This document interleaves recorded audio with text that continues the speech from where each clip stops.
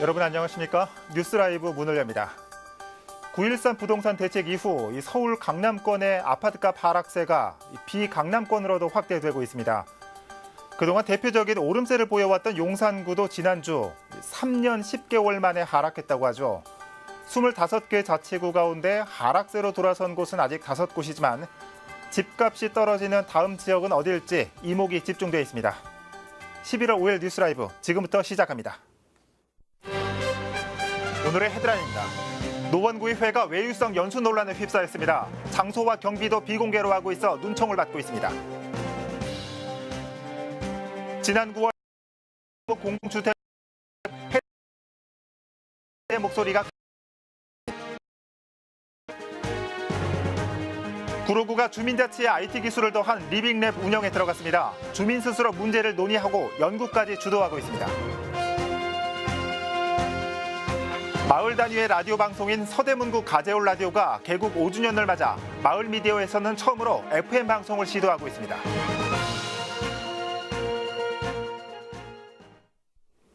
노원구의회가 7박 9일간의 일정으로 유럽 국가 터키로 연수를 떠났습니다. 저희 취재진이 일정표를 살펴보니까 대부분 관광과 문화 탐방이었습니다.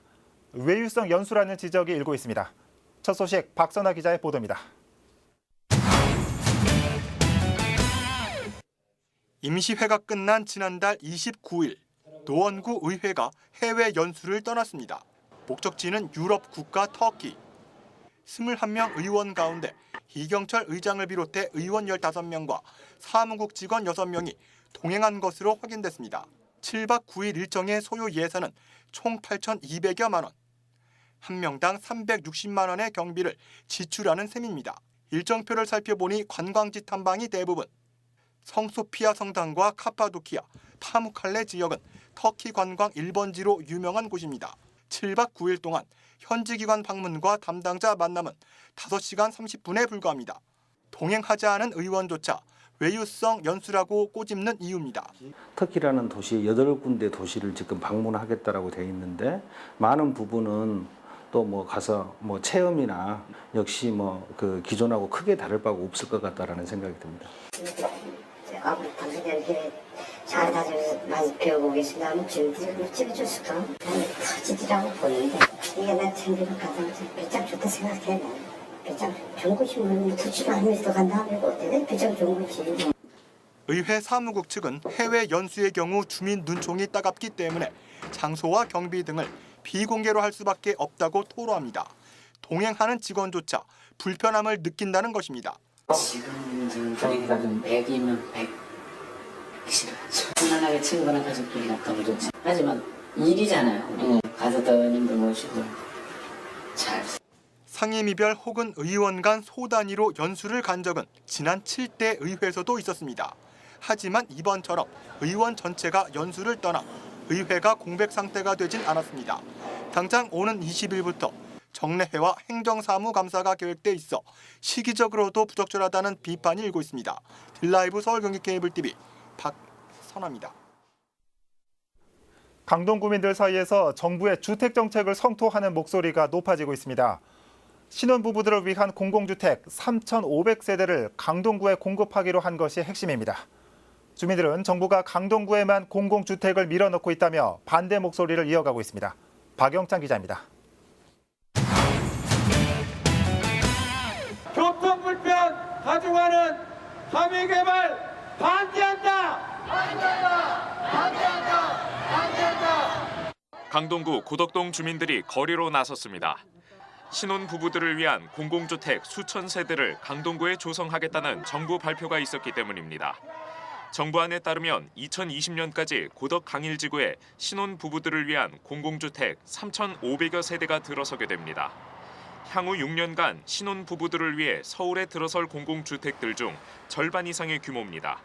그 다음으로만은 남양주 진건지구 공공주택 물량이 1,800세대인 것을 감안하면 타 지역과 비교해 상당한 수치입니다. 여기에 부족한 교통, 교육 인프라를 확충할 뚜렷한 대책이 없다는 점도 주민 반발을 자극하는 부분입니다. 고덕 강일지구 공공주택 사업으로 최소 2만 5천 명의 인구가 증가할 것으로 예상되고 있지만 이를 수용할 지하철이나 도로, 학교 설립 등의 보완 대책이 미비하기 때문입니다. 서울시에 6천 세대를 공급한다고 했는데 우리 지역에 3,538세대, 약 4천 세대를 갖다 몰빵을 한다고 폭탄을 터뜨렸거든요. 기본적인 교통과 학교가 해결이 돼야 되는데 아무 해결이 되지 않은 상태에서 어떻게 무조건 집만 때려 박겠다는 것입니까? 현재 고덕 강일지구엔 총 11,000세대 중 7,800여 세대의 공공주택이 들어설 예정인 상황. 수천 세대에 달하는 공공주택을 추가하는 방안을 놓고 정부 행보에 지역사회 관심이 쏠리고 있습니다. 딜라이브 서울 경기 케이블 TV 박영찬입니다. 얼마 전 구로구에 주민소통을 위한 마을회관이 추가로 들어섰다는 소식 전해드렸습니다. 이번에 비슷한 시설이 하나 더 세워졌는데 IT 기술을 접목해서 동네 문제를 해결하는 것이 목표라고 합니다. 다소 생소한 개념이죠. 구로 리빙랩을 엄정규 기자가 소개해드립니다. 주민들이 모여 마을의 현안을 논의하는 이곳은 얼마 전 문을 연 구로 리빙랩입니다. 생활연구소라는 이름답게 연구 분야는 모두 일상생활의 주민 불편입니다. 이번에 해결할 건 어둡거나 아님 너무 밝은 가로등 그리고 화장실 몰카 문제. 예전 방식대로 구청에 민원을 넣는 대신 리빙랩에서는 반응형 LED 가로등과 간이 몰카 스캐너를 도입하는 등 주민 스스로 해결합니다.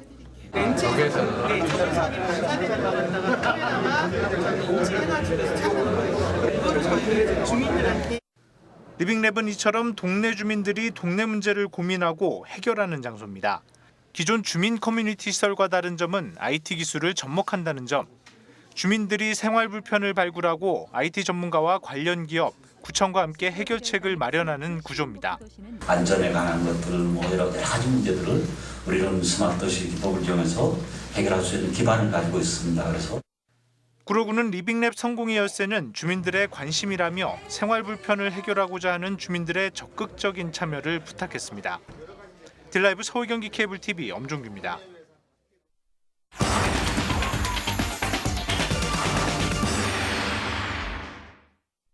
네, 리빙랩에 대해 앞선 기사 보셨겠지만 앞으로 주민 참여의 새로운 모델이 될지 관심이 모아지고 있습니다. 조금 더 자세히 들여다보겠습니다. 구로구청 김성호 스마트 도시팀장 연결돼 있습니다. 팀장님 안녕하십니까? 네, 안녕하세요. 스마트 도시팀장 김성호입니다. 네, 반갑습니다. 앞서서도 말했지만 리빙랩 아직 대중화된 개념은 아닌 것 같습니다. 주민들이 민원 해결에 직접 나서는데 IT를 접목시킨 것 같기도 하고 구체적으로 어떤 일을 하는 곳입니까?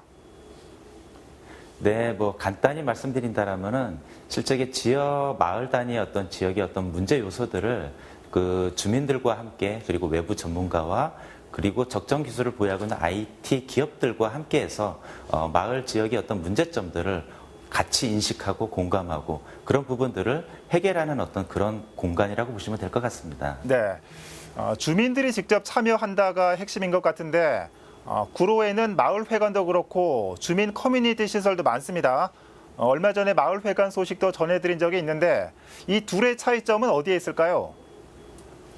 네, 실제 그 마을회관이나 그 지역 커뮤니티 같은 경우는 실질적으로 그 운영자들이 상주하지 않고 주로 주민들이 그냥 사랑방 개념으로 이용하는 개념이라고 보실 수 있었는데 실제 저희 공감이 구로 리빙랩은 그 실제 시설 운영자가 상주를 하고 그 다음에 거기에 관련된 지역 전문가들과 그 다음에 그런 IT 기업들이 같이 지역의 문제들을 서로 소통하고 참여해서 문제를 인식하고 이런 부분들을 어떻게 하면 적정 기술로 풀어나갈 건지 그런 공간이라고 보시면 다른 지역하고는 차별화된 공간이라고 보실 수 있겠습니다. 그렇군요.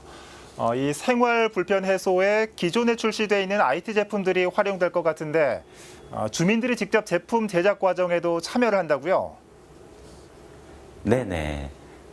실질적으로 그 상용화된 제품을 가지고 활용할 수도 있지만 상용화되기 전 단계인 시제품 제품들을 토대로 해서 주민들이 필요로 하는 요소들이 어떤 기능을 구현할 수 있는지 이런 구현할 수 있는 그런 요소들에 맞게끔 또 다른 제품을 커스터마이징해서 실제 주민들한테 도움될 수 있는 그런 적정 기술의 제품들을 가지고 같이 참여한다라고 보시면 이해가 더 빠르시지 않을까 싶습니다. 네.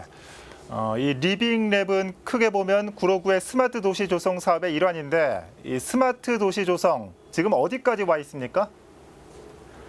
네, 스마트 도시 조성 어디까지 왔냐라고 말씀드리면 약간 좀 어려운 부분이라고 있을 수 있겠지만 예. 저희 구로구에서는 그 지난 4개년간 그 전 지역에 공공 와이파이를 구축을 했었고요. 실제 작년서부터 그 사물인터넷 전용 자가통신망이라는 인프라를 저희가 구축을 완료했습니다. 이런 두 가지 인프라를 가지고 있는 지자체는 국내에서는 거의 없다라고 보실 수 있는데요. 네. 그런 인프라를 기반으로 해서 이제 다양한 어떤 센서들을 여러 가지 어떤 형태의 안전, 복지, 교통 이런 분야들에 대한 접목할 수 있는 그런 시점이라고 보실 수 있기 때문에 이제부터 시작이라고 보실 수 있는데요. 저희는 이런 올해 하반기 이런 서비스 부분들이 일부 론칭이 될 예정에 있기 때문에 네. 다양한 서비스 부분들을 많이 좀 구현할 수 있다라고 보실 수 있겠습니다. 네. 이 도시 문제를 해결하기 위해서 이 민관이 머리를 맞대는 것에 더해 이제는 IT까지 접목되는 시대군요. 팀장님 오늘 말씀 잘 들었습니다. 네네, 감사합니다. 네. 구로구청 김성호 스마트 도시 팀장으로부터 리빙랩에 대해서 살펴봤습니다.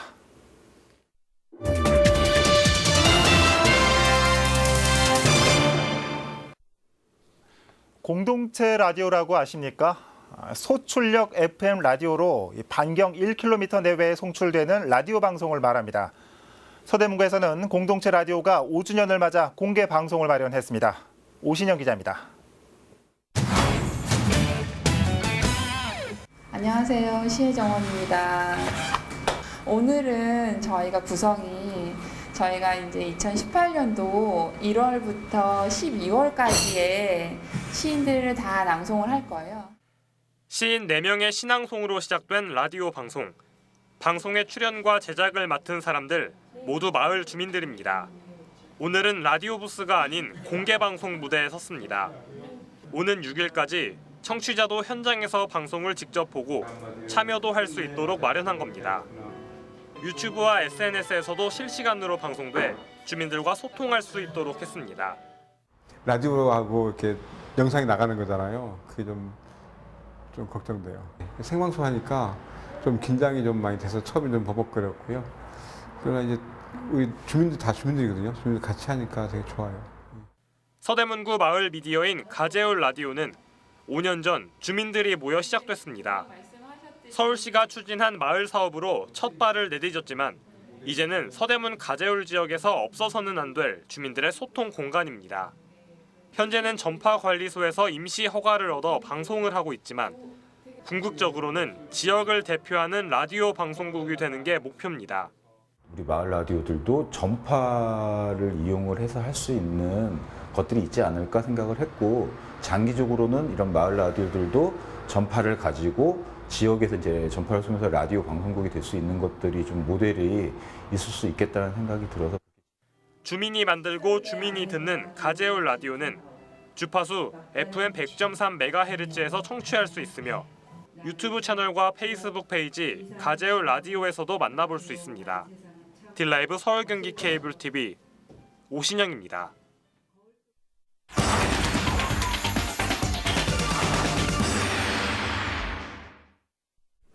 용산구에서는 오늘부터 남이장군 사당제가 열립니다. 조선의 영웅이라 불렸던 장군의 억울한 죽음을 달래기 위한 자리입니다. 현장에 나가 있는 취재기자 연결해 보겠습니다. 이재용 기자. 네, 저는 지금 용산구 용문동에 위치한 남이장군 사당에 나와 있습니다. 네, 남이장군 하면 억울하게 생을 마감한 장군 아니겠습니까? 먼저 이 남이장군에 대해 설명 좀 해주실까요? 네, 남이장군은 세조 때 일어난 반란을 막고 여진족을 정벌했던 인물입니다. 이런 공을 세운 덕에 조선의 영웅으로 불렸고 병조 판서 자리까지 올랐는데요. 요즘으로 따지면 국방부 장관입니다. 하지만 안타깝게도 27세 젊은 나이에 처형되고 말았습니다. 영모죄라는 누명을 쓰면서 비극의 주인공이 된 건데요. 억울하게 눈을 감은 장군의 넋을 기리기 위해 용산구에선 올해로 36번째 남이장군 사당제를 열었습니다. 네, 지금 화면 보니까 지금 배경이 좀 조용한데 사당제는 벌써 시작이 된 겁니까? 네, 그렇습니다. 시도무형문화재 20호로 등록된 사당제는 오늘 오전 10시를 시작으로 건립이 진행 중입니다. 예. 수십 명의 건립회가 돌아다니며 풍물을 치고 주민들의 안녕을 기원하는 행사인데요. 오는 8일에 열릴 당제와 당굿에 필요한 재래 비용을 마련하기 위해 오는 7일 오전까지 진행된다고 합니다. 예. 이 사당제의 이 건립 행사만 있을 것 같지는 않고요. 이 밖에 어떤 행사들이 마련됩니까? 네, 우선 오는 7일 오후 5시엔 남이장군 사당에서 전야제가 열리고요. 장군의 부인이 모셔져 있는 산청군 부군당에선 같은 날 오후 6시부터 꽃등을 가져오는 행사가 진행됩니다. 예. 그리고 또 8일 오전 10시엔 사당에서 장군의 업적을 추모하고 주민의 무병 장수와 생업의 번영을 기원하는 제사가 열리고요. 오전 11시엔 장군의 넋을 달래는 시비거리 국과 함께 국수 잔치도 열립니다. 이어서 11시 30분부터는 사당에서 효창 운동장, 숙명여대 등을 거쳐 다시 사당으로 돌아오는 장군 출진이 시작되고요. 굿을 마친 다음 날엔 사례제와 더불어서 대동단치가 열립니다. 네. 지금까지 남이장군 사당에서 소식 전해드렸습니다. 네, 이재용 기자 잘 들었습니다. 남이장군 사당제가 열리고 있는 용산구 용문동 연결해봤습니다.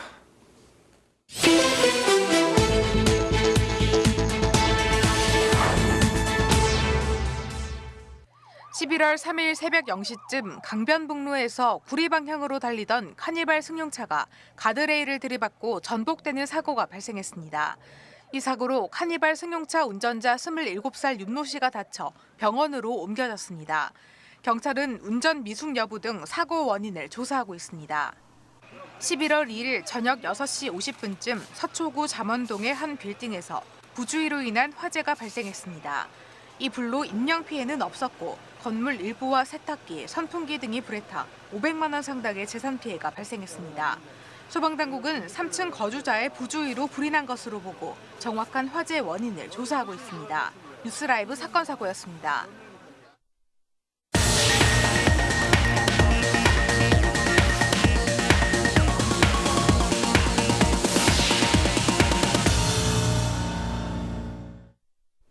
내년부터 마포구와 강동구에서 무상교복 지원 사업이 시작될 전망입니다. 마포구는 중학생을, 강동구는 고등학생을 대상으로 하는데 서울에서는 첫 시행입니다. 천서영 기자입니다. 마포구 교복 지원 조례안이 구의회에서 최종 통과됐습니다. 상임위원회 심의에 대해 본회의에서도 별다른 이견이 없었던 겁니다. 이로써 마포구는 중학교에 입학하는 학생들에게 교복비를 지원하는 이른바 무상교복 지원 사업을 내년부터 시작할 수 있게 됐습니다.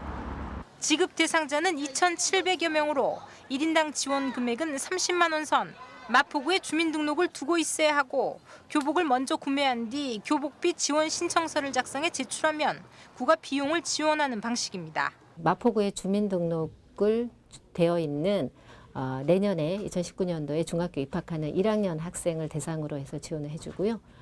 기존에 그 서울시에서 지원을 받고 있는 기초생활수급자는 제외합니다. 마포구는 먼저 8억 원에 달하는 예산 편성을 서두를 예정입니다. 조례안이 구의회 본회의를 통과한 만큼 예산 심의에는 별다른 문제가 없을 것으로 내다보고 있습니다.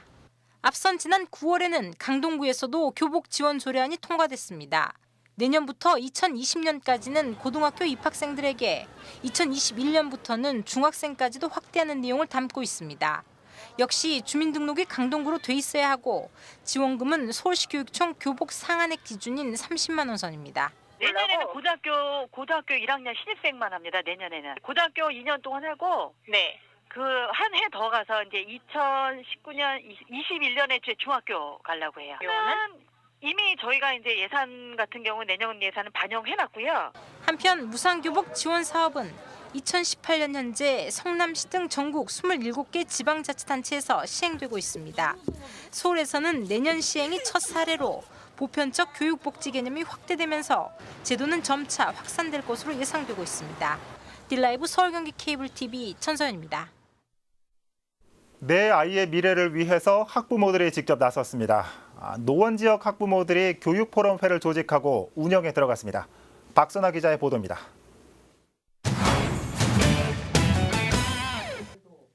사립 유치원 비리와 성적 조작, 친환경 무상급식 확대 논란 등 교육 이슈가 사회 지면을 덮고 있습니다.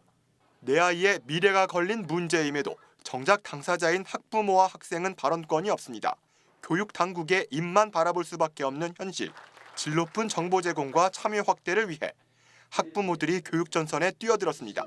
노원 지역 학부모들이 학부모 포럼을 창립하고 교육 주체로서의 권리 행사에 나섰습니다. 학부모 포럼은 아이들이 자라나는데 조금이나마 행복할 수 있는 마음에 준비를 했고요.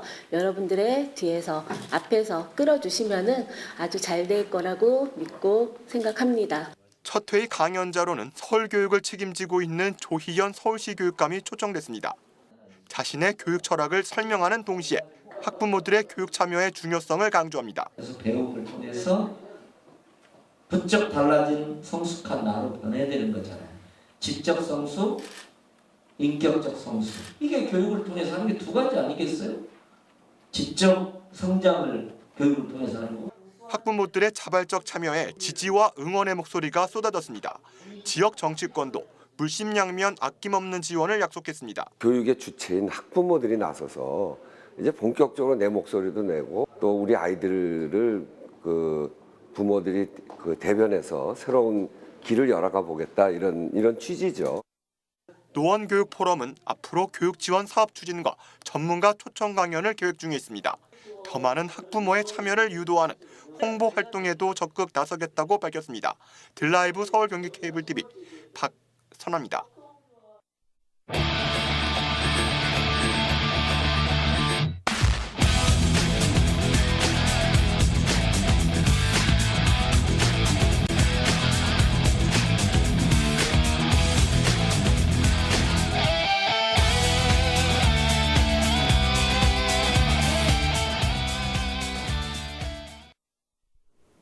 현물 지급이냐, 이 현금 지원이냐. 서울보다 먼저 무상교복을 추진하고 있는 다른 자치단체들에서 나타나고 있는 첨예한 논쟁거리입니다. 이 교복을 현물로 지급하면 자율성을 침해하고 반대로 현금으로 지원하면 교복값 인상을 막을 수 없다는 논리입니다.